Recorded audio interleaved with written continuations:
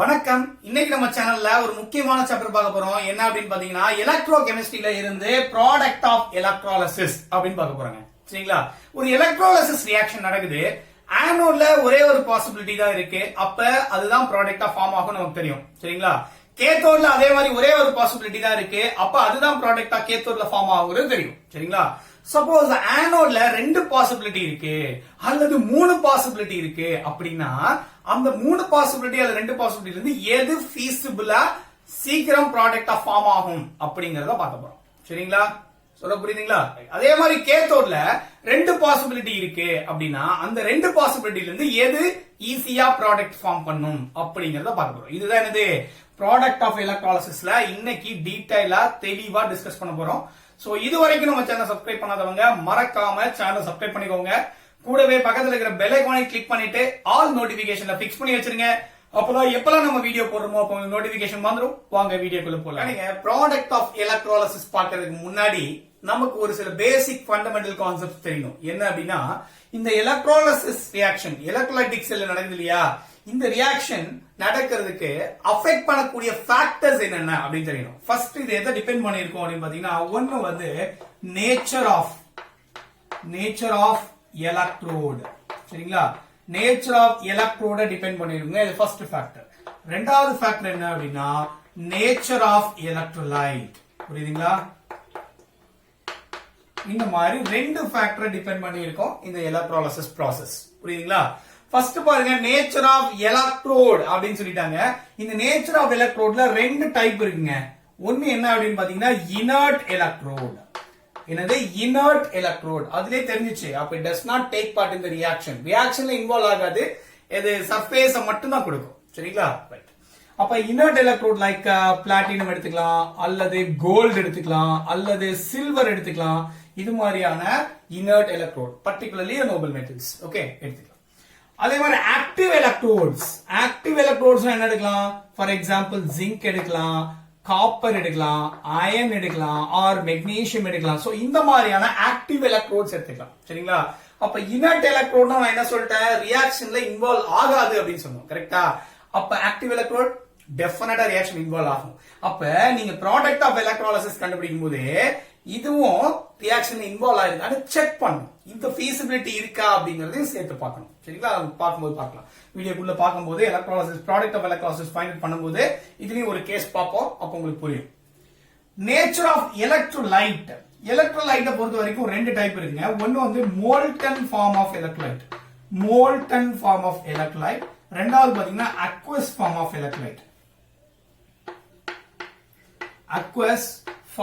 Electrolyte. For example இங்க molten form of electrolyte என்ன எடுத்துக்க போறோம் அப்படின்னு பாத்தீங்கன்னா மோல்டன் NaCl எடுத்துக்கிறேங்க. சரிங்களா? இங்க அக்வஸ் NaCl எடுத்துக்கிறோம். சரிங்களா? ரெண்டுக்குள்ள டிஃபரன்ஸ் என்ன பாருங்களேன். இப்ப மோல்டன் NaCl அப்படின்னா என்னங்க? மோல்டன் NaCl அப்படின்னா என்ன? ஆக்சுவலா NaCl சால்ட் எடுத்துப்பாங்க. சோ ஹீட் அப்ளை பண்றீங்க, இத மெல்ட் பண்ணிடுறீங்க. அப்ப எனக்கு என்ன கிடைக்கும்? மோல்டன் NaCl கிடைக்கும். சரிங்களா? இது பேர் தானது மோல்டன் NaCl. அதாவது NaCl வந்து சாலிட்ல இருந்து லிக்விட் ஃபார்மா மாத்திருக்கோம். அவ்வளவுதான். சரிங்களா? ரைட். ஓகே. இப்ப இதுவே அக்வஸ் NaCl அப்படின்னா என்னங்க பண்ணுவோம்? சோ ஜஸ்ட் NaCl சால்ட் எடுத்துப்பாங்க, உள்ள வாட்டர் ஆட் பண்ணிடுவாங்க. அவ்வளவுதான். அப்ப இங்க என்ன கிடைக்கும்? ஒரு சொல்யூஷன் கிடைக்கும். சரிங்களா? என்னவா இருக்கும்? NaCl சொல்யூஷன் வித் வாட்டர் கிடைக்கும். கரெக்டா? ரைட். நல்லா கவனிங்க. இங்க எத்தனை நம்பர் ஆஃப் என்னென்ன பாசிபிலிட்டி இருக்கு? அயான்ஸ் இருக்கிறதுக்கான பாசிபிலிட்டி இருக்கு மோல்டன் NaCl. ஏன்னா அங்க என்ன அயான்ஸ் மட்டும் தான் இருக்கு? Na பிளஸ் அயான் இருக்கு, Cl மைனஸ் அயான் இருக்கு. கரெக்டா? அப்ப இங்க 2 பாசிபிலிட்டி தான். Na பிளஸ் இருக்கு, Cl மைனஸ் இருக்கு. புரியுதுங்களா?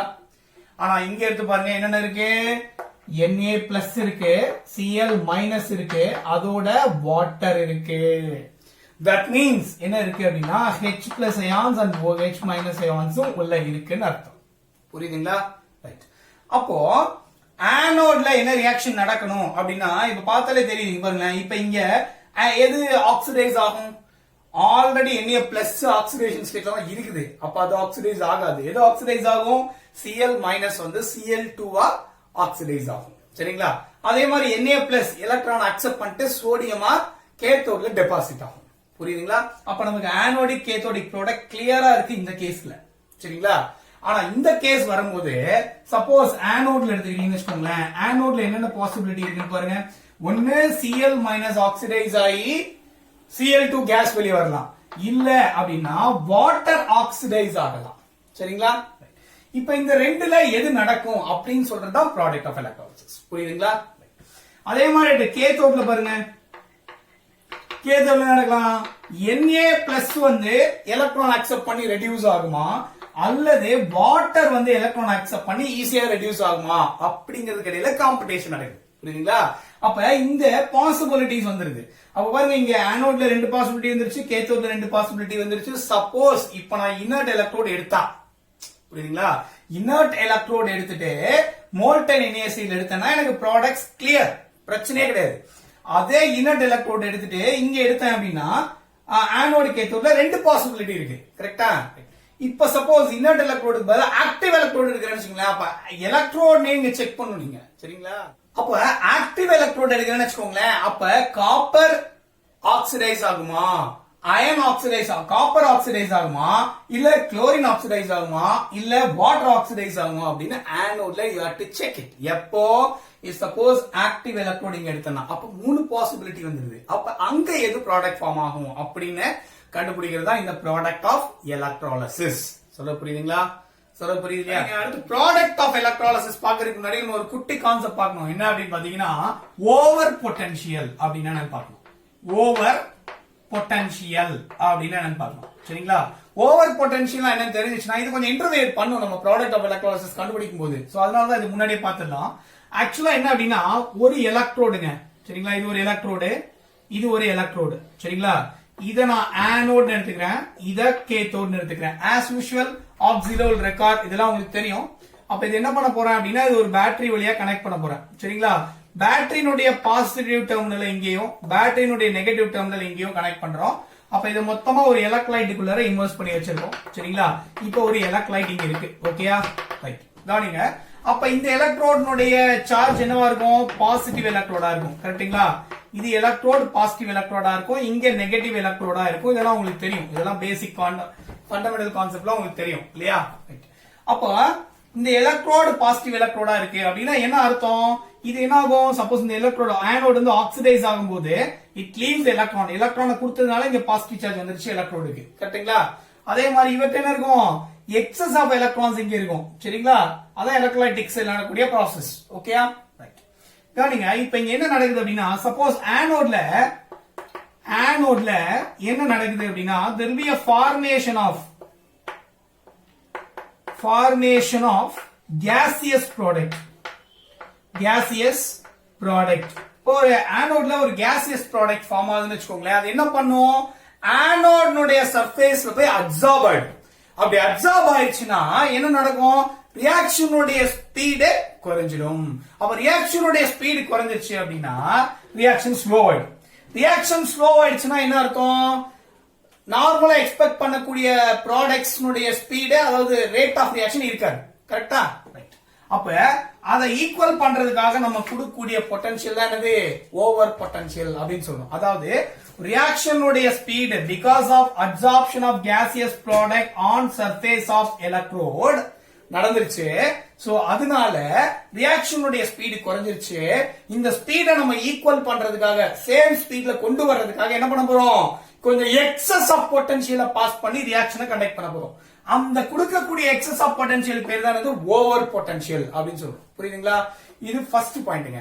ரெண்டாவது பாயிண்ட் என்ன நடக்கும் அப்படின்னா ஆக்சுவலா electrons can travel from electrolyte to anode. Electrolyte to anode ஏன்னா நெகட்டிவ் அயான்ஸ் வந்து இங்க தான் அப்ரோச் பண்ணும். கரெக்டா?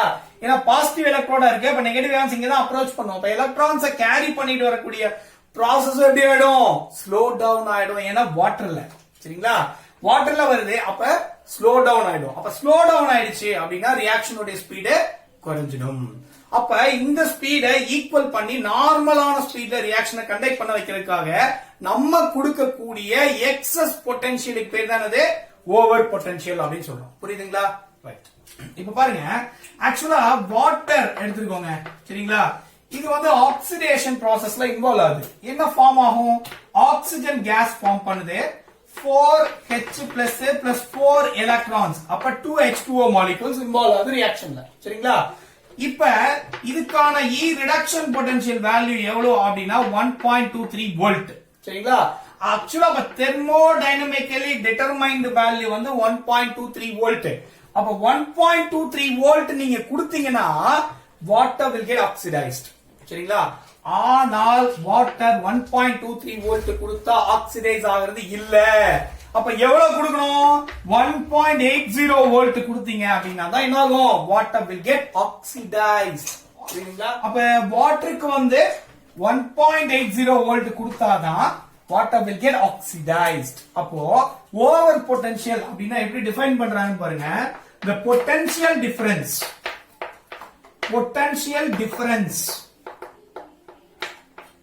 between the thermodynamically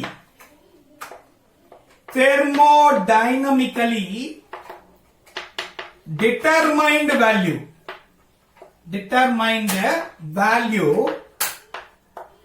and actual experimental value சரிங்களா. experimental value க்கும் thermodynamically determined value க்கும் இல்ல இடையில இருக்கக்கூடிய டிஃபரன்ஸ் தான் என்ன சொல்றாங்க?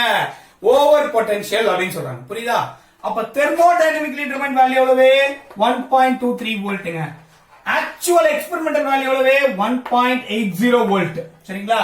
அப்போ 1.80 ல இருந்து 1.23 மைனஸ் பண்ணீங்க அப்படின்னா you will get 0.57 வோல்ட். இதுதான் என்னது? Over potential.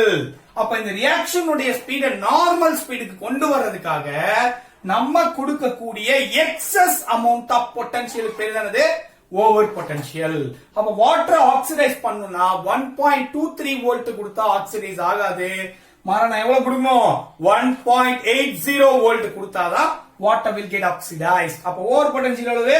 0.57 வோல்ட் அப்படின்னு சொல்றோம் சரிங்களா. அப்போ நீங்க வாட்டருடைய ஆக்சிடேஷன் ரியாக்ஷன் பின்னாடி பார்க்க போறோம். அங்கெல்லாம் பாத்தீங்கன்னா 1.23 வோல்ட் வச்சு நம்ம கால்குலேட் பண்ண கூடாது. ஆக்சுவலா வாட்டருடைய ஓவர் பொட்டன்ஷியலை இன்க்ளூட் பண்ணிக்கணும். இன்க்ளூட் பண்ணிட்டு தெர்மோடைனமிக் டிட்டர்மினன்ட் வேல்யூ கொடுக்க கூடாது.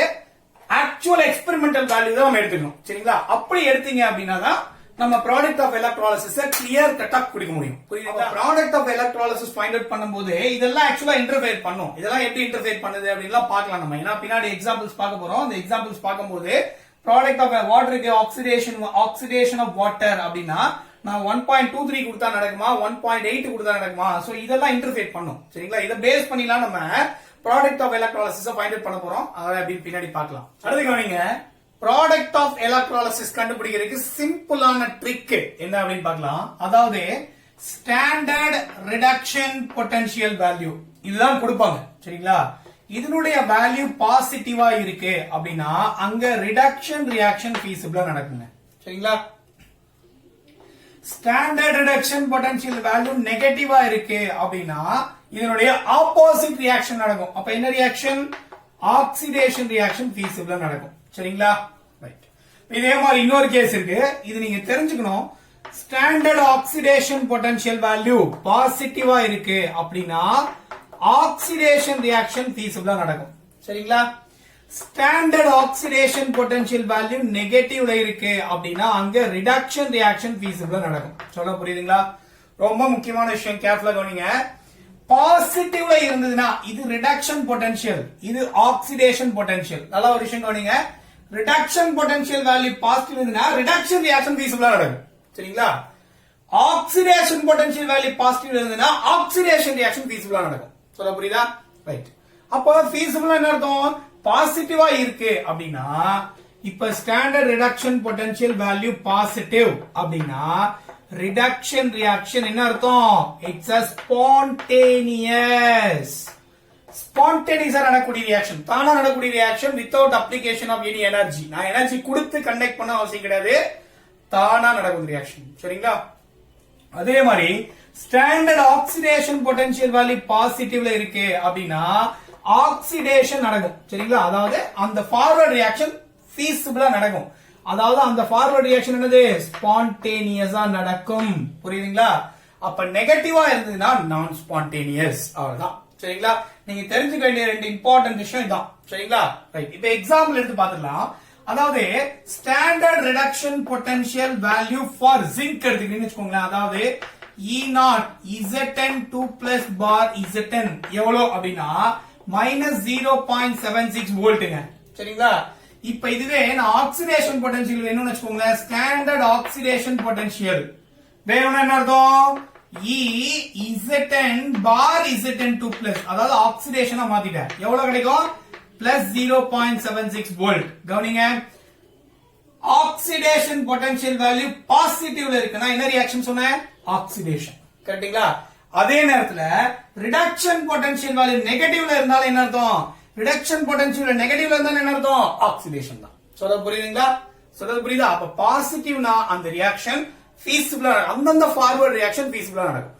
இப்போ இங்க இதனுடைய வேல்யூ பாசிட்டிவ் அப்படின்னா இது ரிடக்ஷன் பொட்டன்ஷியல் வேல்யூ பாசிட்டிவ் அப்படின்னா ரிடக்ஷன் ரியாக்ஷன் ஃபார்வர்ட் ரியாக்ஷன் ஃபீசிபிளா நடக்கும். சரிங்களா? இங்க ஆக்சிடேஷன் பொட்டன்ஷியல் பாசிட்டிவ்னா ஆக்சிடேஷன் ரியாக்ஷன் ஃபீசிபிளா நடக்கும். சரிங்களா? அதான் ஃபார்வர்ட் ரியாக்ஷன். புரியுதா? கவனிங்க, இப்போ நான் ஒரு மெட்டல்ஸ் எடுத்துக்க போறேன். என்ன எடுத்துக்க போறேன் அப்படின்னா ஜிங்க் எடுத்துக்க போறேன், அயன் எடுத்துக்க போறோம், அதே மாதிரி காப்பர், தென் சில்வர் எடுத்துக்க போறோம். சரிங்களா? இந்த 4 மெட்டல் எடுத்துக்க போறோம். இத வச்சு நம்ம இப்ப உங்களுக்கு சிம்பிளா எக்ஸ்பிளைன் பண்றேன். சரிங்களா? இப்ப ஜிங்க்கு வந்து ஸ்டாண்டர்ட் ரிடக்ஷன் பொட்டன்ஷியல் வேல்யூ தான் எடுக்க போறோம்.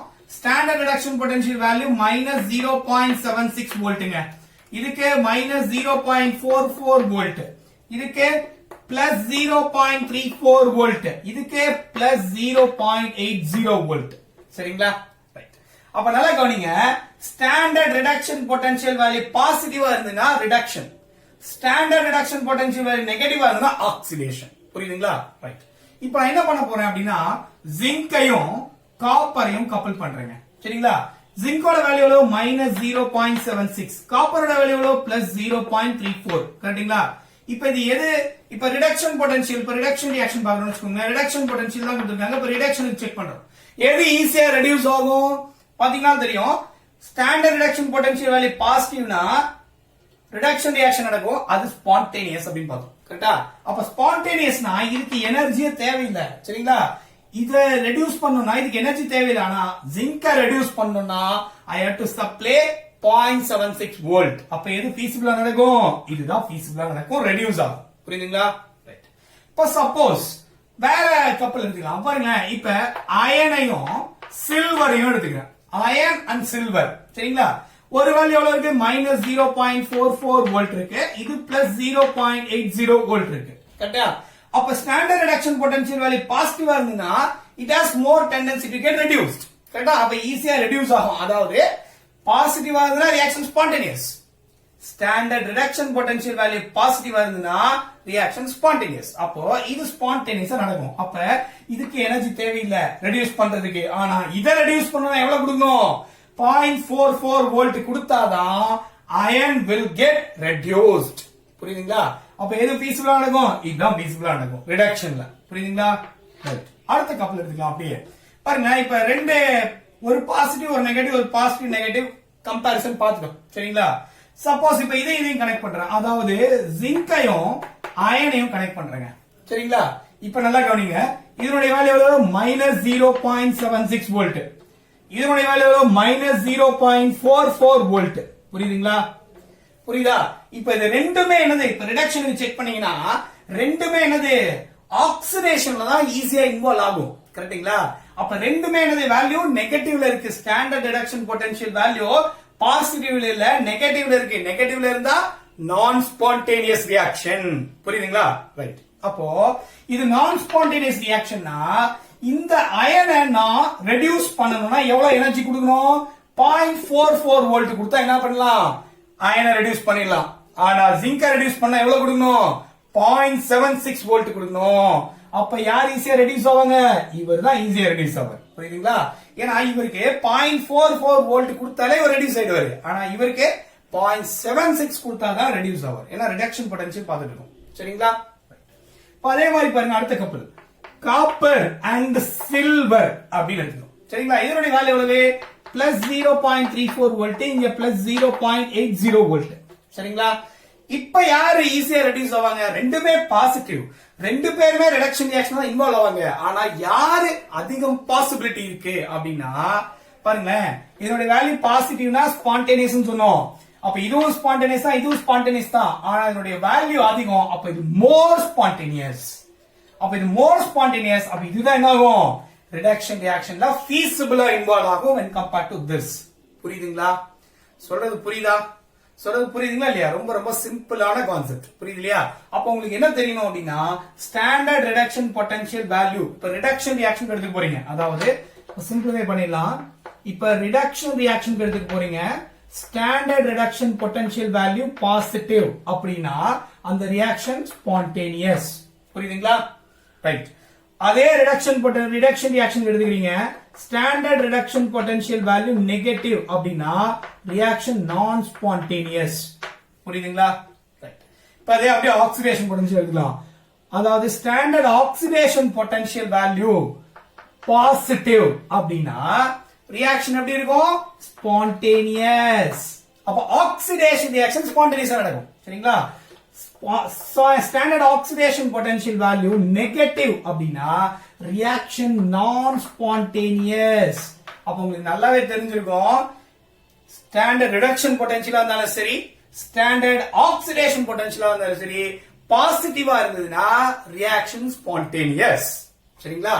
நான் ஸ்பான்டேனியஸ் எப்ப இருக்கும், ரிடக்ஷன் பொட்டன்ஷியல் வேல்யூ நெகட்டிவா இருந்தாலும் சரி, ஆக்சிடேஷன் பொட்டன்ஷியல் வேல்யூ நெகட்டிவா இருந்தாலும் சரி, அந்த ரியாக்ஷனுக்கு என்ன பண்ணும், எனர்ஜி கொடுத்தாதான் ரியாக்ஷன் ப்ரொசீட் ஆகும். சொல்றது புரியுதுங்களா?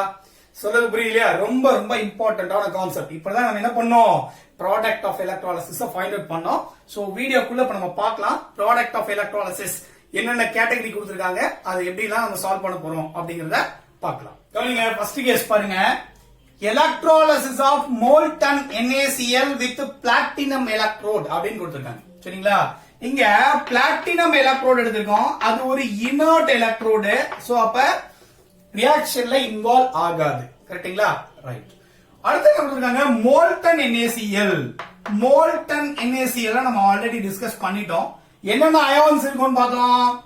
Na+ ஒரு அயான், Cl- ஒரு அயான், அவ்வளவுதான் இருக்கும். சரிங்களா? அப்ப ஆனோட்ல கேத்தோட்ல கிடைக்கக்கூடிய ப்ராடக்ட்ஸ் ரொம்ப கிளியரா இருக்கு. சரிங்களா? எப்படின்னு பார்க்கலாம். ஃபர்ஸ்ட் பாருங்க, கேத்தோட். கேத்தோட்ல என்ன ரியாக்ஷன் நடக்கும், ரிடக்ஷன் ரியாக்ஷன் நடக்கும். கரெக்ட்டுங்களா? ரிடக்ஷன் ரியாக்ஷன் நடக்கும். இப்ப Na+ ரெடியூஸ் ஆகுமா, Cl- ரெடியூஸ் ஆகுமா? பார்த்தாலே தெரியுது உங்களுக்கு இல்லையா? அதாவது Na+ ஸ்டேட்ல இருக்கு, ஆக்சிடேட்டட் ஸ்டேட்ல இருக்கு. சரிங்களா? அப்ப Na+ இருக்குன்னா அது என்ன பண்ணும், ஒரு எலக்ட்ரானை அக்செப்ட் பண்ண பார்க்கும். சரிங்களா? அப்ப Na+ will accept one electron to become Na. அப்ப இதுதான் என்னது, ரிடக்ஷன் ரியாக்ஷன். அப்ப கேத்தோட்ல என்ன ப்ராடக்ட் கிடைக்கும், sodium will get deposited at cathode. புரியுதுங்களா? அப்ப ஆனோட் எடுத்துக்கலாம். ஆனோட்ல பாருங்க என்ன ரியாக்ஷன் ஆகும், Cl- will undergo oxidation. அப்ப என்ன கிடைக்கும், Cl2 போய் அப்ப 2Cl- with the loss of 2 electrons. அவ்வளவுதாங்க, சிம்பிளா முடிஞ்சு போச்சு. அப்ப இனர்ட் எலக்ட்ரோட் எடுத்துட்டு molten NaCl எடுத்தோம்னா எனக்கு ப்ராடக்ட்ஸ் கிளியர். பாருங்க, கேத்தோட்ல என்ன ப்ராடக்ட் கிடைக்கும், கேத்தோட்ல சோடியம் is getting deposited. புரியுதுங்களா? சோடியம் டெபாசிட் ஆயிடும் கேத்தோட்ல. சரிங்களா? ரெடியூஸ் ஆயிடும். ஆனோட்ல என்ன நடக்கும், ஆனோட்ல என்ன நடக்கும், குளோரின் கேஸ் is liberated. புரியுதுங்களா? குளோரின் கேஸ் வந்து லிபரேட் ஆயிடும். எங்க, ஆனோட்ல. புரியுதுங்களா? ப்ராடக்ட்ஸ் ரொம்ப கிளியரா இருக்கு, பிரச்சனையே கிடையாது. சரிங்களா? சப்போஸ் இது புரியுது இல்லையா? ரைட். அடுத்து பாருங்க, சப்போஸ் இந்த molten NaCl க்கு பதிலா aqueous NaCl எடுக்கிறேன், அப்ப என்ன நடக்கும் பார்க்கலாம். சரிங்களா? molten NaCl க்கு பதிலா aqueous NaCl எடுக்க போறோம். இப்ப பாருங்க என்ன நடக்குன்னு பாருங்க. அதே மாதிரி சேம் பிளாட்டினம் எலக்ட்ரோடு தான். சரிங்களா? moltenக்கு பதிலா aqueous அப்படின்னு போட போறோம். சரிங்களா? aqueous NaCl. அப்ப இங்கேயும் aqueous NaCl. அப்போ என்னென்ன பாசிபிள் ஆஃப் அயான்ஸ் இருக்கும், Na+ அயான்ஸ் இருக்கலாம், Cl- அயான்ஸ் இருக்கலாம், அல்லது வாட்டரும் இருக்கலாம். சரிங்களா? அதாவது H+OH- அயான்ஸ் உள்ள இருக்கலாம் அர்த்தம். சரிங்களா? ஏன் aqueous நான் சொன்னோம், aqueous அர்த்தம் சோடியம் குளோரைட வாட்டர்ல டிசால்வ் பண்ணிருக்கோம், அதனால aqueous NaCl ஃபார்ம் ஆயிருக்கு. சரிங்களா? ரைட். இப்ப பாருங்க கேத்தோட்ல என்ன ப்ராடக்ட்ஸ் கிடைக்கும் பார்க்கலாம். கேத்தோட்ல என்ன ரியாக்ஷன் நடக்குது? ரிடக்ஷன் ரியாக்ஷன் நடக்கும். அப்ப ரிடக்ஷன்ல என்னென்ன பாசிபிலிட்டி இருக்கு பாருங்க. Na+ ரிடக்ஷன் இன்வால்வ் ஆகலாம், இல்ல அப்படின்னா வாட்டர் ரெடியூஸ் ஆகலாம். ரெண்டு பாசிபிலிட்டி சரிங்களா. அதே மாதிரி ஆனோட்ல செக் பண்ணுங்க. ஆனோட்ல என்னென்ன பாசிபிலிட்டி இருக்கு? ஒன்னு Cl- ஆக்சிடைஸ் ஆகலாம், அப்படி இல்லனா வாட்டர் ஆக்சிடைஸ் ஆகலாங்க. புரியுதுங்களா? ஆனோட் ரியாக்ஷன் ஆக்சிடேஷன், அவ்வளவுதான் சிம்பிள். புரியுதுங்களா? அப்ப இதுக்கு முன்னாடி நம்ம பார்த்த கேஸ்ல மோல்டன் NaCl இருந்தது. ஆனோட்ல ஒரே ஒரு பாசிபிலிட்டி தான் இருந்தது, அதனால பிரச்சனை கிடையாது, அதான் ப்ராடக்ட் சரிங்களா. ஆனா இப்ப இங்க கவனிங்க, கேத்தோட்லயும் சரி ஆனோட்லயும் சரி ரெண்டு பாசிபிலிட்டி இருக்கு. அப்ப இந்த ரெண்டுல எது ஆக்சிடைஸ் ஆகும், எது ரெடியூஸ் ஆகும் ஃபீசிபிளா அப்படிங்கறத நம்ம பார்க்க போறோம் சரிங்களா. அதுக்கான அப்ப இந்த ரெண்டு ப்ராடக்ட் இருக்கு இல்லையா, Na+ NAவா மாறுமா, இல்ல ஹைட்ரஜன் ரெடியூஸ் வாட்டர் ரெடியூஸ் ஆகி ஹைட்ரஜன் கேஸா போகுமா, எது ஃபீசிபிளான ப்ராடக்டா கேத்தோட்ல கிடைக்கும் அப்படின்னு பார்க்கறது தான் என்னது ப்ராடக்ட் ஆஃப் எலக்ட்ராலிசிஸ். புரியுதுங்களா? ஃபர்ஸ்ட் பார்க்கலாம் கேத்தோட்ல. கேத்தோட் இப்ப நீங்க எடுத்துக்கிறது எல்லாமே ஸ்டாண்டர்ட் ரிடக்ஷன் பொட்டன்ஷியல் வேல்யூஸ் தான், SRP வேல்யூஸ் தான் சரிங்களா. SRP வேல்யூஸ் பாசிட்டிவ் அப்படின்னா SOP வேல்யூ எப்படி இருக்கும்? நெகட்டிவா இருக்கும். பாருங்க, இது ஒரு ரிடக்ஷன், இது ஒரு ரிடக்ஷன். புரியுதா? அப்ப இங்க கேத்தோட்ல ரியாக்ஷன் பாருங்க. First Na+ will accept one electron to become Na, சோடியமா மாறுது.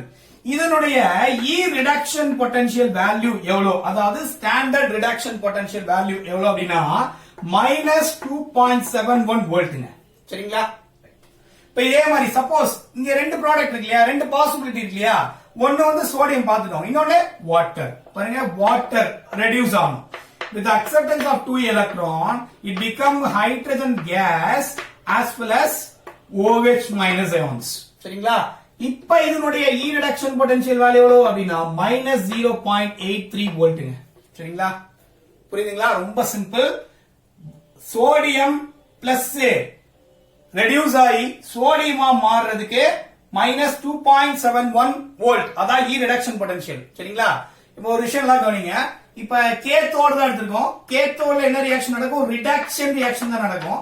ரிடக்ஷன் ரியாக்ஷன் நடக்கணும்னா E ரிடக்ஷன் பொட்டன்ஷியல் வேல்யூ என்ன இருக்கணும்? பாசிட்டிவா இருக்கணும். கரெக்டா? ஆனா இங்க என்ன இருக்கு? ரெண்டுமே நெகட்டிவா இருக்கு. சொல்றது புரியுதுங்களா? ரெண்டுமே நெகட்டிவா இருக்கு. அப்ப எது ஈஸியா ரெடியூஸ் ஆகும் அப்படிங்கறத பார்க்க போறோம் சரிங்களா. அப்ப ரிடக்ஷன் பொட்டன்ஷியல் வேல்யூ இங்க வந்து -2.71 வோல்ட், இங்க -0.83 வோல்ட். அப்பனா என்ன அர்த்தம்? அப்ப ரிடக்ஷன் பொட்டன்ஷியல் வேல்யூ என்னவா இல்ல நெகட்டிவா இருக்குன்னா இது ரெண்டுமே மோர் டெண்டன்சி டு கெட் ஆக்சிடைஸ்ட் சரிங்களா. கவனிங்க, அப்போ நீங்க என்ன பார்க்கணும் அப்படின்னா இந்த மைனஸ் சைன் வந்ததுன்னா என்ன அர்த்தம்? அதாவது பிளஸ் சைன் வந்ததுன்னா ரியாக்ஷன் ஸ்பான்டேனியஸ்ங்க சரிங்களா. ஸ்பான்டேனியஸ் பாசிட்டிவா இருந்ததுன்னா வேல்யூ பாசிட்டிவா இருந்தா ஸ்பான்டேனியஸ், அந்த ஃபார்வர்ட் ரியாக்ஷன் ஃபார்வர்ட்ல நடக்கும், ஃபார்வர்ட் ரியாக்ஷன் ஆகும் ஃபீசிபிளா. நெகட்டிவா இருந்தது அப்படின்னா நான் ஸ்பான்டேனியஸ். புரியுதுங்களா? நான் ஸ்பான்டேனியஸ் அப்படின்னு சொல்றோம் சரிங்களா. இப்ப இந்த வேல்யூ என்னவா இருக்கு? நெகட்டிவா இருக்கு. ரிடக்ஷன் பொட்டன்ஷியல் தான், ரிடக்ஷன் ரியாக்ஷன் தான் பாக்குறோம், ஆனா நெகட்டிவா இருக்கு. அப்படின்னா என்ன அர்த்தம்?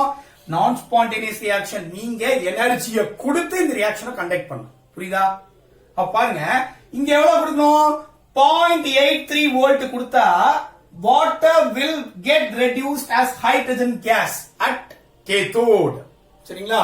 ஆனால் சோடியம் பிளஸ் அயான சோடியமா மாத்தணும் அப்படின்னா you need to give 2.71 volt. அப்ப எது நடக்கும்? அப்ப கம்மியா எனர்ஜி சப்ளை பண்ணும்போது ப்ராடக்ட் ஃபார்ம் ஆயிடுச்சுன்னா அப்ப இதுதான் ஃபீசிபிளா ப்ராடக்ட் ஃபார்ம் பண்ணும். புரியுதுங்களா? அப்ப கேத்தோட்ல என்ன லிபரேட் ஆகும்? Hydrogen gas is getting liberated. புரியுதுங்களா? அடுத்து பாருங்க, ஆனோட்ல எடுத்துக்கலாம். ஆனோட்னா என்ன ரியாக்ஷன் நடக்கும்? ஆக்சிடேஷன் ரியாக்ஷன் தான் நடக்கும். ஆனா இங்க நம்ம என்ன கொடுக்கிறோம்?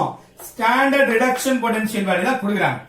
ஸ்டாண்டர்ட் ரிடக்ஷன் பொட்டன்ஷியல் வேல்யூ தான் கொடுப்பாங்க சரியா. அதுல பிரச்சனையே கிடையாது இல்லையா. ரைட். சோ அப்ப standard reduction potential value for ஆனோட்ல பாருங்க என்னென்ன இருக்கு?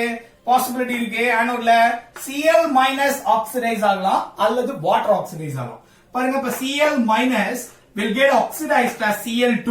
அப்ப 2 Cl- with the loss of 2 electrons. இதனுடைய E ரிடக்ஷன் பொட்டன்ஷியல் வேல்யூ எவ்வளவு அப்படின்னா 1.36 வோல்ட்டுங்க. சரிங்களா? 1.36 வோல்ட். சப்போஸ் வாட்டர் ஆக்சிடைஸ் ஆகணும்னா என்ன நடக்கணும் பாருங்க. ஆக்சிஜன் கேஸ் ஃபார்ம் ஆகும் plus 4H plus ions plus 4 electrons. இதனுடைய E ரிடக்ஷன் பொட்டன்ஷியல் வேல்யூ எவ்வளவு? 1.23 வோல்ட். இது என்னது? thermodynamically determined value. thermodynamically determined value தான் எவ்வளவு? 1.23 வோல்ட். நம்ம ஏற்கனவே பார்த்தோம். வாட்டர் வந்து 1.23 வோல்ட் கொடுத்தா ஆக்சிடைஸ் ஆகல. ஓவர் பொட்டன்ஷியலையும் சேர்த்து கொடுத்தாதான் ஆக்சிடைஸ் ஆகும். அப்ப எவ்வளவு கொடுக்கணும்? 1.80 வோல்ட் கொடுத்தாதான் வாட்டர் will get oxidized. புரியுதுங்களா? அடுத்த விஷயம் கவனிங்க. இது எல்லாமே ஸ்டாண்டர்ட் ரிடக்ஷன் பொட்டன்ஷியல் வேல்யூ கொடுத்திருக்காங்க. ஆனா நம்ம எதுக்கு பார்க்கணும்? ஆக்சிடேஷனுக்கு பார்க்கணும். சரிங்களா? அப்போ இது எல்லாத்தையும் என்ன மாத்திடலாம்? ஆக்சிடேஷன் பொட்டன்ஷியலா மாத்திடலாம். சரிங்களா? ஆக்சிடேஷன் பொட்டன்ஷியலா மாத்தீங்கன்னா இந்த வேல்யூ எவ்வளவு கிடைக்கும்? -1.36 வோல்ட். சரிங்களா? இங்க நீங்க இதை எடுத்துக்க கூடாது, இததான் எடுத்துக்கணும். அப்ப -1.80 வோல்ட். அப்போ ஆக்சிடேஷன் ரியாக்ஷனுமே நடக்காது. ஏன்னா அதனுடைய வேல்யூ நெகட்டிவ்ல இருக்கு. சரிங்களா? ஆக்சிடேஷன் வேல்யூ நெகட்டிவா இருந்ததுன்னா ஆக்சிடேஷன் நடக்காது, ரிடக்ஷன் தான் நடக்கும். புரியுதுங்களா? இப்ப நம்ம எடுத்துக்கிறது என்ன வேல்யூ? இது என்னது? E oxidation potential. இதுவும் என்னது? E oxidation potential. Oxidation potential value நெகட்டிவ்ல இருந்ததுன்னா ஆக்சிடேஷன் நடக்காது, ரிடக்ஷன் தான் நடக்கும். புரியுதுங்களா? புரியலையா? அப்ப இதுவுமே என்னது? ஒரு நான் ஸ்பான்டேனியஸ் ரியாக்ஷன் தான். அப்ப என்ன பண்ண போறோம்? எனர்ஜியை கொடுத்து தான் ரியாக்ஷனை கண்டக்ட் பண்ண போறோம். சரிங்களா? அப்ப பாருங்க, இங்க நான் எவ்வளவு கொடுக்கணும்? 1.36 வோல்ட் எனர்ஜி கொடுத்தனா Cl minus will get oxidized into chlorine gas. வெளிப்படும். சரிங்களா? ஆனா வாட்டர் ஆக்சிடைஸ் பண்ணி ஆக்சிஜனா மாத்தணும்னா I have to give 1.80 volt. அப்ப எது feasible நடக்கும்? குளோரின் கேஸ் லிபரேட் ஆறதா ஈஸியா நடக்கும் இல்லையா? ஏன்னா 1.36 அப்ளை பண்ணாலே என்ன நடந்துரும்? குளோரின் கேஸ் லிபரேட் ஆயிடும். சரிங்களா? அப்ப இந்த ரெண்டுல எது நடக்கும் feasible? குளோரின் கேஸ் தான் லிபரேட் ஆகும். புரியுதுங்களா? கவனிங்க. அப்ப ஆனோட்ல கேத்தோட்ல ப்ராடக்ட்ஸ் பார்த்துடலாம். கேத்தோட்ல பாருங்க என்ன ப்ராடக்ட் கிடைக்குது? கேத்தோட்ல என்னங்க ப்ராடக்ட் கிடைச்சது? Hydrogen gas. Hydrogen gas is liberated. சரிங்களா? லிபரேட்டட். ஓகே. ஆனோட்ல என்ன பாருங்க? ஆனோட்ல என்ன நடந்திருக்கு? Chlorine gas is getting liberated. Cl2 gas is liberated. புரியுதுங்களா? எப்போ?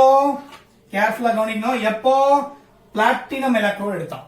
சரிங்களா? இனர்ட் எலக்ட்ரோடா பிளாட்டினம் எலக்ட்ரோட் எடுத்துட்டு அக்வஸ் NaCl எடுத்தா ஆனோட்ல என்ன கிடைக்குது? குளோரின் கேஸ் லிபரேட் ஆகுது. கேத்தோட்ல ஹைட்ரஜன் கேஸ் லிபரேட் ஆகுது. இது புரியுதா அந்த கான்செப்ட்? புரியுது இல்லீங்களா? ரொம்ப ரொம்ப சிம்பிளான கான்செப்ட். புரியுது இல்லையா? இதான் என்னது? Electrolysis of aqueous NaCl with platinum electrode and molten NaCl with platinum electrode. புரியுதுங்களா? கவனிங்க. அடுத்த கேட்டகரி என்னன்னு பாருங்க. Electrolysis of aqueous CuCl2 with platinum electrode கொடுத்துட்டாங்க. சரிங்களா? பிளாட்டினம் எலக்ட்ரோடு அப்ப இனர்ட் எலக்ட்ரோடு, அப்ப அது ரியாக்ஷன் இன்வால்வ் ஆகாது. அப்ப நமக்கு பிரச்சனை இல்ல. ஆனா அக்வஸ் CuCl2 கொடுத்திருக்காங்க. அப்ப என்னென்ன அயான்ஸ் இருக்கும் பாருங்க. அப்ப கேத்தோட்ல என்னென்ன பாசிபிலிட்டிங்க வரும்? கேத்தோட்ல என்ன பாசிபிலிட்டி இருக்கு? Cu2+ ஒரு பாசிபிலிட்டி, ரெண்டாவது வாட்டர் ஒரு பாசிபிலிட்டி. கரெக்ட்டுங்களா? அதே மாதிரி ஆனோட்ல செக் பண்ணுங்க. ஆனோட்ல என்ன பாசிபிலிட்டி? Cl- ஆக்சிடைஸ் ஆகுமா அல்லது வாட்டர் ஆக்சிடைஸ் ஆகுமா அப்படின்னு பார்க்கணும். சரிங்களா? அப்ப இங்கேயும் ஆனோட்ல ரெண்டு பாசிபிலிட்டி, கேத்தோட்ல ரெண்டு பாசிபிலிட்டி. எது feasible நடக்கும்னு இங்கேயும் செக் பண்ணணும். சரிங்களா? அதான் ப்ராடக்ட் ஆஃப் எலக்ட்ரோலிசிஸ். ஃபர்ஸ்ட் பாருங்க கேத்தோட். ஃபர்ஸ்ட் பாருங்க கேத்தோட்ல என்ன ரியாக்ஷன் நடக்கும்? ரிடக்ஷன் ரியாக்ஷன் நடக்கும். கரெக்ட்டுங்களா? ரைட். அப்ப copper 2+ will accept the 2 electron to become copper. சரிங்களா? இந்த ரியாக்ஷனுடைய E ரிடக்ஷன் பொட்டன்ஷியல் வேல்யூ எவ்வளவு அப்படின்னா +0.34 வோல்ட். சரிங்களா? +0.34 வோல்ட். Okay right. இப்போ இதே இன்னொரு பாசிபிலிட்டி என்ன? வாட்டர். சரிங்களா? Water will get reduced as hydrogen as well as 2OH- அப்படினா இதனுடைய E ரிடக்ஷன் பொட்டன்ஷியல் வேல்யூ எவ்வளவு பார்த்தோம்? -0.83 வோல்ட் அப்படின்னு போனதுலயே பார்த்தோம். கரெக்ட்டா? ரைட். அப்ப இந்த ரெண்டுல எது கேத்தோட்ல ரெடியூஸ் ஆகும் அப்படின்னு பாக்குறோம். உங்களுக்கு நல்லா பார்த்தோம்னு தெரிஞ்சிச்சு பாருங்க. கேத்தோடு அப்ப ரிடக்ஷன் ரியாக்ஷன் அதாவது இது எல்லாமே என்னது E reduction potential, which means that standard reduction potential value பாசிட்டிவா இருந்ததுன்னா அந்த ரிடக்ஷன் ரியாக்ஷன் feasible நடக்கும். சரிங்களா? நெகட்டிவா இருந்ததுன்னா less feasible. ஓகேயா? அப்ப நீங்க பார்த்தோம் தெரிஞ்சு அப்ப என்ன மீனிங் அப்படின்னா இந்த ரியாக்ஷன் பாசிட்டிவா இருந்தா என்னன்னு சொன்னோம்? பாசிட்டிவ்னா ஸ்பான்டேனியஸ், நெகட்டிவ்னா நான் ஸ்பான்டேனியஸ் அப்படின்னு சொன்னோம். புரியுதுங்களா? கவனிங்க. அப்ப காப்பர் 2+ 2 எலக்ட்ரான் அக்செப்ட் பண்ணி காப்பரா மாறணும் அப்படின்னா அதுக்கு எனர்ஜி தேவையில்லை. புரியுதுங்களா? அதுக்கு என்ன எனர்ஜி தேவையில்லை. ஏன்னா 0.34 ஸ்பான்டேனியஸா நடக்கக்கூடிய ரியாக்ஷன். சரிங்களா? அது என்ன தேவையில்லை, எனர்ஜி நம்ம சப்ளை பண்ணணும் தேவையில்லை. ஆனால் வாட்டரை ரெடியூஸ் பண்ணி ஹைட்ரஜன் கேஸா மாத்துறதுக்கு எவ்வளவு தேவை? 0.83 வோல்ட் நான் கொடுக்கணும் எக்ஸ்டர்னலா. கொடுத்தாதான் என்ன நடக்கும்? இந்த ரியாக்ஷன் நடக்கும். புரியுதுங்களா? அப்ப எது வீசிபிளா நடக்கும்? இதுதான் வீசிபிள் இல்லையா? ஏன்னா ஸ்பான்டேனியஸா நடக்கும். இதுக்கு எனர்ஜி தேவையில்லை, இதுக்கு நான் எனர்ஜி கொடுக்கணும். அப்பனா இது கொடுத்து ரியாக்ஷன் நடக்கணுங்கிறது கிடையாது. அப்ப இது ஆட்டோமேட்டிக்கா அது நடந்துரும், இந்த ரியாக்ஷன் நடந்துரும், ஃபீஸிபிளா நடக்கும். அப்ப இந்த ரெண்டு காம்படிஷன் எடுத்தீங்க அப்படின்னா copper 2+ will wins in this competition. புரியுதுங்களா? ரைட். அப்ப கேத்தோட என்ன டெபாசிட் ஆகும்? Copper will getting deposited. Copper deposit ஆயிடும். சரிங்களா? ரைட். அடுத்து பாருங்க ஆனோட். ஆனோட்ல என்ன ரியாக்ஷன் நடக்கும்? ஆக்சிடேஷன் ரியாக்ஷன் நடக்கும். ஆனா இங்கே என்ன கொடுக்குறோம்? SRP, அதாவது ஸ்டாண்டர்ட் ரிடக்ஷன் பொட்டன்ஷியல் தான் கொடுக்க போறாங்க. சரியா? அப்ப ஃபர்ஸ்ட் பாசிபிலிட்டி Cl மைனஸா, அப்ப Cl minus will get oxidized as Cl2 gas along with the 2 electrons. அப்ப 2 Cl minus. இதனுடைய E reduction potential value எவ்வளவுங்க? நமக்கு ஏற்கனவே தெரியும் 1.36 வோல்ட் அப்படின்னு தெரியும். கரெக்ட்டா? ரைட். இப்ப சப்போஸ் அங்க வாட்டர் இருக்கு, அப்ப H2O என்ன ஆகும்? ஆக்சிஜனா போடுமா? ஆக்சிஜனா ஆக்சிடைஸ் ஆகும். with that 4H plus 4 electron. இதனுடைய E reduction potential value எவ்வளவுங்க? thermodynamically determined value 1.23. But நீங்க ஓவர் பொட்டன்ஷியல் சேர்த்து தான் கொடுக்கணும். ஏன்னா 1.23 வோல்ட் கொடுத்தீங்க அப்படின்னா water will not get oxidized. சரிங்களா? வாட்டர் ஆக்சிடைஸ் ஆகாது. அப்போ ஆக்சிடைஸ் பண்ணா எவ்வளவு கொடுக்கணும்? நீங்க 1.80 வோல்ட் கொடுக்கணும். அப்ப அதான் என்னது? ஆக்சுவல் எக்ஸ்பெரிமெண்டல் வேல்யூ அப்படின்னு சொல்லுவோம். கரெக்ட்டா? ரைட். பிகாஸ் ஆஃப் ஓவர் பொட்டன்ஷியல்னால வந்தது. ஓகேயா? அப்ப 1.80 கொடுத்தாதான் என்ன ஆகும்? இங்க ரியாக்ஷன் நடக்கும். பாருங்க, ரொம்ப சிம்பிள். நீங்க பாக்குறது ஆக்சிடேஷன் ரியாக்ஷன் பார்க்கணும். சரிங்களா? அப்ப ஆக்சிடேஷன் தான் பார்க்கணும். சரிங்களா? அப்போ ஆனா ரிடக்ஷன் பொட்டன்ஷியல் வேல்யூ தான் இருக்கு. அப்ப நம்ம இதை எப்படி எழுதிக்கலாம்? ஆக்சிடேஷன் பொட்டன்ஷியல் எழுதிக்கலாமா? பாருங்க, இதனுடைய ஆக்சிடேஷன் பொட்டன்ஷியல் எழுதுனா எப்படி எழுதுவீங்க? -1.36 வோல்ட். கரெக்ட்டுங்களா? புரியுதா? இதுக்கு எழுதுனா எப்படி எழுதுவீங்க? -1.80 வோல்ட். கரெக்ட்டா? புரியுதுங்களா? ஏன் 1.23 எடுக்க கூடாது? ஏன்னா ஓவர் பொட்டன்ஷியலோட சேர்த்து தான் எடுக்கணும் நீங்க. சரியா? ரைட். அப்ப இங்க பாருங்க, இப்போ Cl மைனஸ் ஆக்சிடைஸ் ஆகிறதுக்கு நான் எவ்வளவு எனர்ஜி கொடுக்கணும்? 1.36 வோல்ட் கொடுத்தா போதும். சரிங்களா? ஆனா வாட்டர் ஆக்சிடைஸ் பண்ணி ஆக்சிஜனா மாத்தணும்னா எவ்வளவு கொடுக்கணும்? 1.80 கொடுக்கணும். அப்ப எது பாசிபிள்? இந்த ரியாக்ஷன் தான் ஃபீசிபிளா நடக்கும். சொல்ல புரியுதுங்களா? சொல்ல புரியுதா? ரொம்ப ரொம்ப சிம்பிள். அப்ப என்ன எடுத்துருக்கோம்? அப்ப கேத்தோட்ல என்ன ப்ராடக்ட் ஃபார்ம் ஆகும்? கேத்தோட்ல என்ன ப்ராடக்ட் ஃபார்ம் ஆகுது? காப்பர் தான் ஃபார்ம் வின்ல ரேஸ்ல வின் பண்ணுது. கரெக்ட்டுங்களா? அப்ப என்ன ஃபார்ம் ஆகும்? Copper will get deposited. எங்க? கேத்தோட்ல டெபாசிட் ஆயிடும். ரைட்டுங்களா? அப்ப ஆனோட்ல எழுதுங்க. ஆனோட்ல என்ன கிடைக்கும்? as usual chlorine gas will get liberated. அப்ப Cl2 gas is getting liberated. புரியுதுங்களா? சொல்ல புரியுதா? ரொம்ப ரொம்ப சிம்பிளான விஷயம். சோ காப்பர் இங்க டெபாசிட் ஆகும் கேத்தோட்ல, ஆனோட்ல குளோரின் கேஸ் லிபரேட் ஆகும். சொல்றது புரியுதா? ஏன்னா இங்க பாத்தீங்கன்னா எவ்வளவு? இதுக்கு 1.36 வோல்ட் கொடுத்தா போதும், இங்க 1.80 கொடுக்கணும். அது அப்ப இதான் ஃபீசிபிளா நடக்கும். சொல்ல புரியுதுங்களா? புரியுது இல்லையா? ரைட். இதான் என்னது? Electrolysis of aqueous CuCl2 with platinum electrode. சரிங்களா? ரைட். இப்ப அப்படியே இதுல பாத்துருவோம். வித் காப்பர் எலக்ட்ரோடு கொடுத்தா என்ன ஆகும்னு பார்க்கலாம். பாருங்க, கவனிங்க. இப்ப இதுல அப்படியே ஒரே ஒரு சேஞ்ச் என்ன பண்ண போறோம் அப்படின்னா, வித் காப்பர் எலக்ட்ரோடு. சரிங்களா? CuCl2 aqueous CuCl2 with copper electrode. அப்ப இங்க எலக்ட்ரோடு என்ன? காப்பர். இது இன்னட் எலக்ட்ரோடு இல்ல, ஆக்டிவ் எலக்ட்ரோடு. புரியுதுங்களா? Active electrode. அப்ப இது ஒரு ரியாக்ஷன்ல இன்வால்வ் ஆகும். புரியுதுங்களா? இது வேணாகும் ரியாக்ஷன்ல இன்வால்வ் ஆகும். அப்போ ஆனோட்ல என்னென்ன பாசிபிலிட்டி இருக்குன்னு பார்க்கலாமா? பாருங்க, கேத்தோட்ல சேம் தான், Cu2 பிளஸ் வாட்டர் தான், பிரச்சனை கிடையாது. ஆனா ஆனோட்ல என்னென்ன பாசிபிலிட்டி இருக்கும்? Cl மைனஸ் ஆக்சிடைஸ் ஆகுமா, அல்லது வாட்டர் ஆக்சிடைஸ் ஆகுமா, அல்லது உள்ள எலக்ட்ரோடு எடுத்துருக்கோம் இல்லையா காப்பர், அதுவே ஆக்சிடைஸ் ஆகுமா அப்படிங்கறத செக் பண்ணும். சரிங்களா? அப்ப ஆக்டிவ் எலக்ட்ரோடு எடுத்தா அதனுடைய ஃபீசிபிலிட்டியும் செக் பண்ணும். எதுல? நீங்க ஆனோடிக் ரியாக்ஷன்ல. புரியுதா? இப்ப இங்கேயும் சேம் தான். பாருங்க, கேத்தோட்ல பிரச்சனை இல்லைங்க. என்னென்ன இருக்கு? aqueous CuCl2 அப்படின்னு எடுத்தா Cu2 பிளஸ் ஆக்சிடைஸ் ரெடியூஸ் ஆகணும், இல்ல வாட்டர் ரெடியூஸ் ஆகணும். ஓகே, இங்க நமக்கு தெரிஞ்சிச்சு என்ன பாசிபிலிட்டி இருக்கு. as usual பார்த்தோம், இது ஒரு ஸ்பான்டேனியஸ் ரியாக்ஷன். அப்ப அதுதான் feasibleா நடக்கும்னு பார்த்தோம்.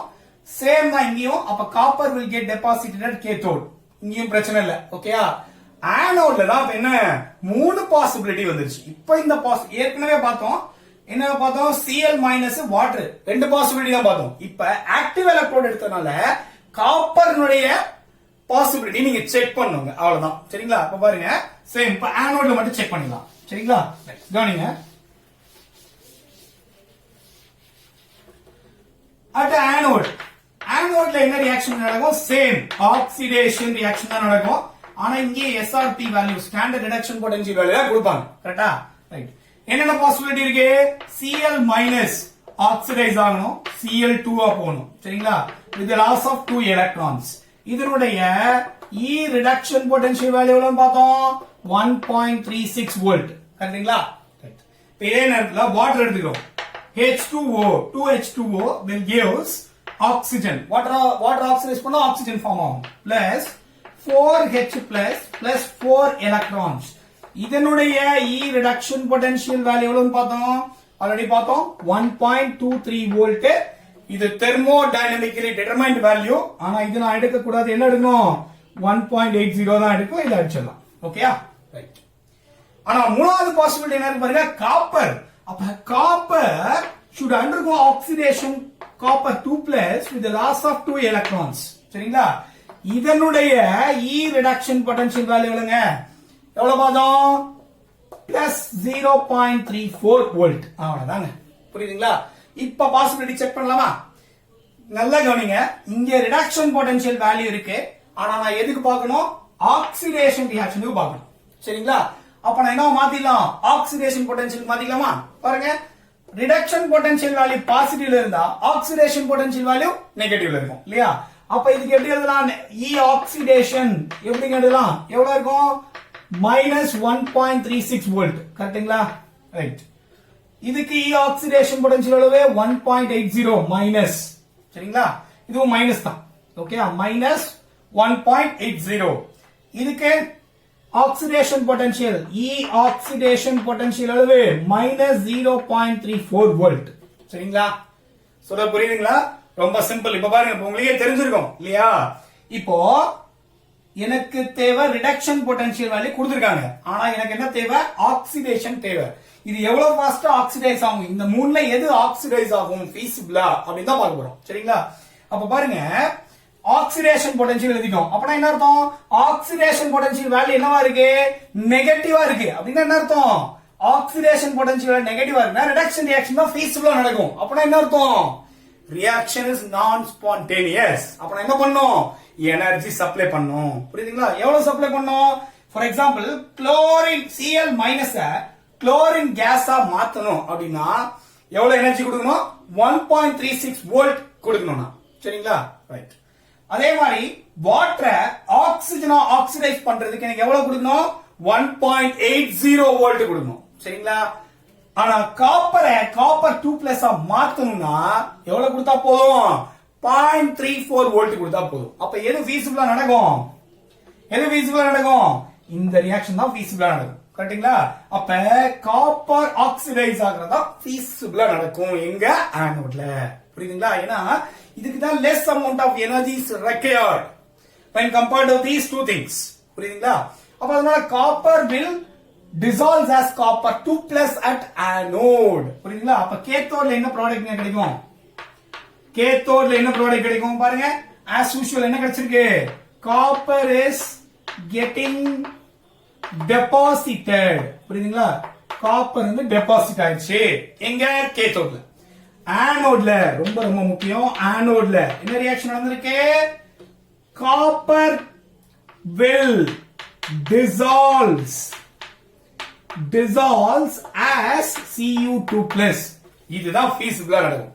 அப்ப ஆக்டிவ் எலக்ட்ரோட் எடுத்தீங்கன்னா அதனுடைய ரியாக்டிவிட்டி எங்க செக் பண்ணணும்? நீங்க ஆனோட்ல செக் பண்ணணும். சரிங்களா? அப்ப copper will get dissolves as copper2+. புரியுதுங்களா? அப்ப copper goes into the solution as copper2+. அதுதான் feasible நடக்கும். சரிங்களா? இந்த ஆக்சிடேஷன் தான் feasible நடக்கும் when compared to these two things. புரியுதுங்களா? ரொம்ப ரொம்ப சிம்பிளான கான்செப்ட். புரியுது இல்லையா? ரைட். அப்பனா என்ன அர்த்தம் பாருங்களேன். காப்பர் அதாவது காப்பர் will dissolve ஆன காப்பர் இங்க என்னது? டெபாசிட் ஆகுது கேத்தோட்ல. ஆனோட்ல டிசால்வ் ஆகுது, கேத்தோட்ல டெபாசிட் ஆகுது. சரிங்களா? சப்போஸ் கேத்தோட்ல நான் ஒரு அயன் மெட்டல் எடுத்துருக்கேன்னு வச்சுக்கோங்களேன். அப்ப இங்க ஆனோட்ல டிசால்வ் ஆன காப்பர் 2+ எலக்ட்ரான் அக்செப்ட் பண்ணி ரெடியூஸ் ஆகுது கேத்தோட்ல. அப்ப என்ன ஆயிடும்? அந்த அயனுடைய சர்ஃபேஸ் மேல கோட் ஆயிட்டு இருக்கும். It's a kind of electroplating. சொல்ல புரியுதுங்களா? அது எலக்ட்ரோபிளேட்டிங்னு சொல்லலாம். புரியுதுங்களா? ரொம்ப ரொம்ப முக்கியமான விஷயம். புரியுது இல்லையா? எனக்கு அப்ப உங்களுக்கு என்ன தெரியணும் அப்படின்னா ரொம்ப சிம்பிளான ட்ரிக்ஸ் தான். சரிங்களா? அதாவது இந்த 4 விஷயமும் தெரியணும். அதாவது standard reduction potential value positive ஆகுதுன்னா ரிடக்ஷன், நெகட்டிவ் ஆகுதுன்னா oxidation. Standard oxidation potential positive ஆகுதுன்னா ஆக்சிடேஷன், ஆக்சிடேஷன் பொட்டன்ஷியல் நெகட்டிவ் ஆகுதுன்னா ரிடக்ஷன் அப்படிங்கிறது தெரியணும். அது போக ஸ்பான்டேனியஸ், நான் ஸ்பான்டேனியஸ் இது தெரிஞ்சது அப்படின்னா ப்ராடக்ட் ஆஃப் எலக்ட்ராலிசிஸ் ஈஸியா அடிச்சு தூக்கிடலாம். சொல்ல புரியுதுங்களா? ரொம்ப ரொம்ப சிம்பிளான கான்செப்ட்டுங்க. ஐ திங்க் சோ வீடியோ உங்களுக்கு பிடிச்சிருக்கும்னு நினைக்கிறேன். வீடியோ பிடிச்சிருந்ததுன்னா மறக்காம லைக் பண்ணுங்க. முக்கியமா வீடியோ ஷேர் பண்ணுங்க. உங்க ஃப்ரெண்ட்ஸுக்கும் சொல்லுங்க. ஏன்னா தமிழ்ல வீடியோ பண்ணலாம்னு நினைக்கிறேன். எங்களை மாதிரி ஆட்களுக்கு இது மிகப்பெரிய சப்போர்ட்டாகவும் உற்சாகமும் இருக்கும். தேங்க்யூ சோ மச் ஃபார் வாட்சிங். தேங்க்யூ.